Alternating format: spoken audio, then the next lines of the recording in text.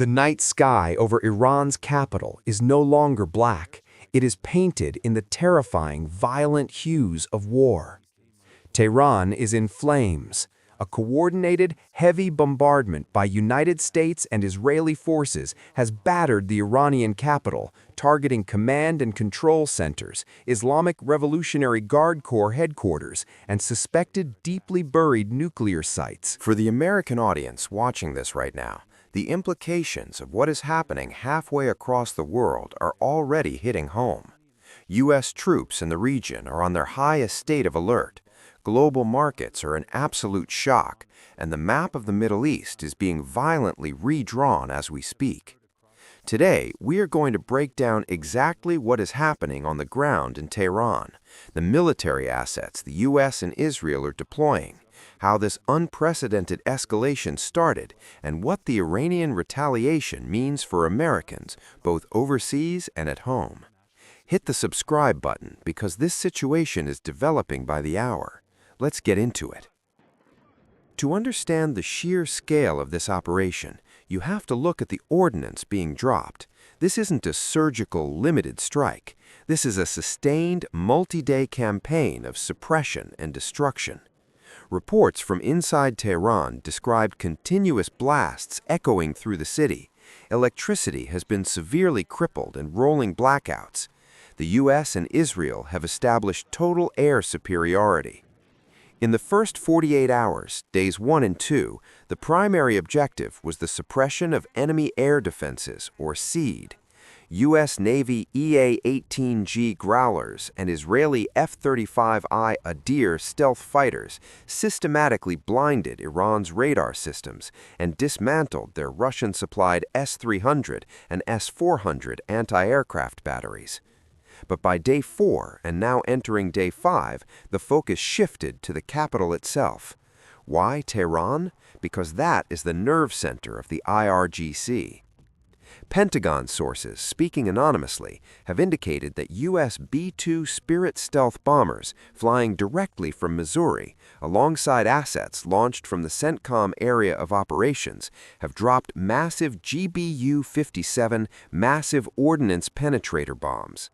These 30,000-pound bunker busters are designed to do one thing: crush subterranean facilities. Israel's role has been deeply coordinated with Washington.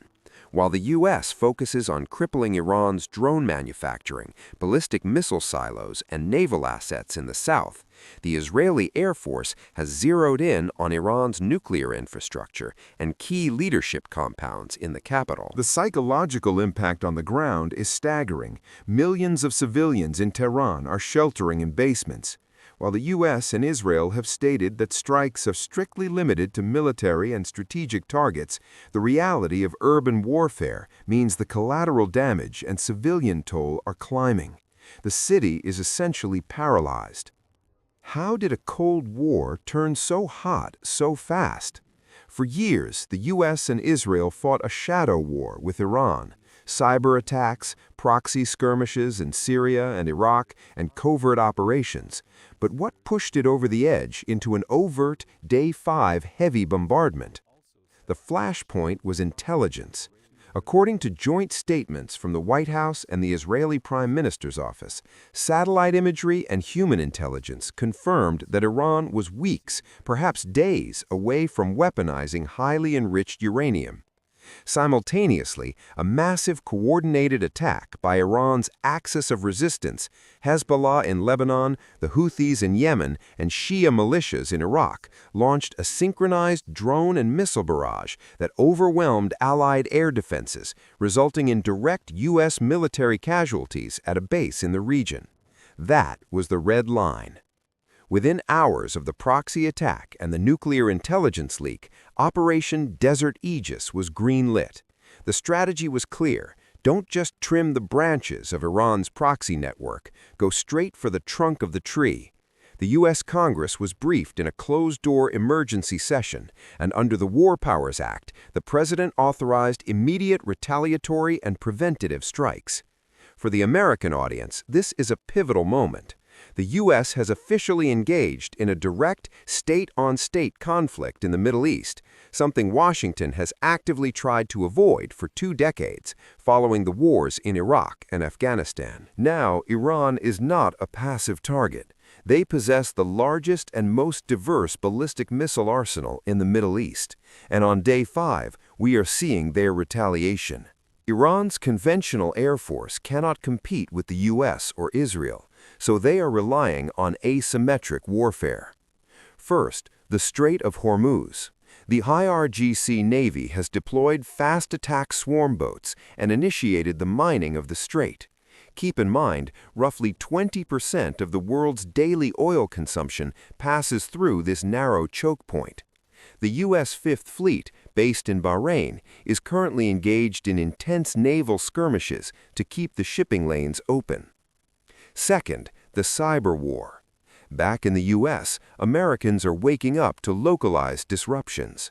The Department of Homeland Security has reported massive, sustained DDoS attacks and ransomware attempts against American critical infrastructure, water treatment plants, power grids, and financial institutions.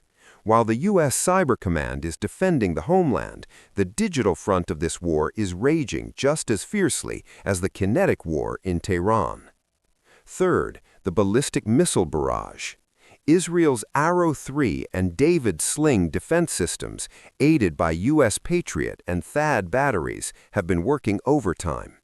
Hundreds of Shahab 3 and Imad missiles have been fired from deep within Iranian territory toward Tel Aviv, Haifa, and U.S. bases in Iraq and the Persian Gulf. While interception rates are high, debris and unintercepted warheads have caused significant damage. So what does this mean for you, the viewer, sitting at home in the United States? First, look at your wallet. The global markets have panicked. Crude oil has spiked past $130 a barrel. The average price of gas in the U.S. has surged overnight. Supply chains, already fragile, are bracing for major disruptions if the conflict spills over into the broader Persian Gulf. Then there's the geopolitical chessboard. How are Russia and China reacting? Beijing has issued severe condemnations of the U.S.-Israeli strikes, calling for an immediate ceasefire at the UN Security Council. China relies heavily on Iranian oil, and this war directly threatens their energy security. Russia, heavily allied with Iran, has reportedly stepped up intelligence sharing with Tehran.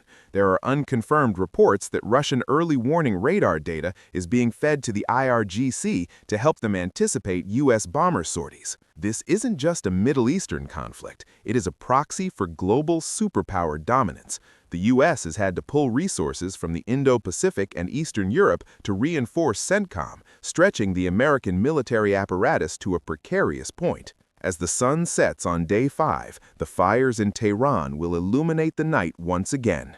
The bombardment continues, but the ultimate endgame remains dangerously unclear. Will the Iranian government capitulate and agree to dismantle its nuclear program under unprecedented international supervision? Or will they double down, fully unleash Hezbollah on Israel's northern border, and attempt to drag the United States into a prolonged, bloody ground war? Pentagon officials have stressed that there is no appetite for a U.S. ground invasion. This is meant to be an air and naval campaign to degrade capabilities. But in war, the enemy gets a vote. And history tells us that once the bombs start falling, predicting the outcome is impossible. What do you think the U.S. endgame is here? Let me know in the comments below. Please hit the like button if you found this breakdown helpful, and subscribe with the bell notification on so you don't miss our Day 6 update. Stay safe, stay informed, and I'll see you in the next video.